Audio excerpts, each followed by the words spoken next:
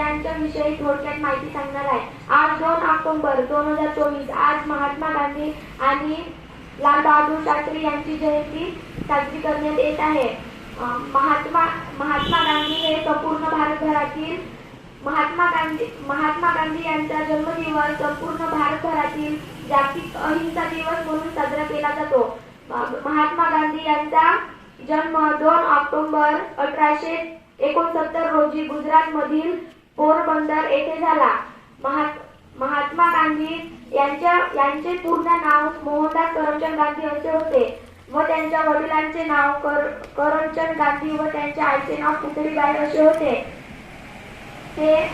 लोक त्यांना प्रेमाने बापू असे म्हणत होते। महात्मा गांधी यांनी मार्च 1930 मध्ये दांडी यात्रा काढली व मिठाचा कायदा मोडला।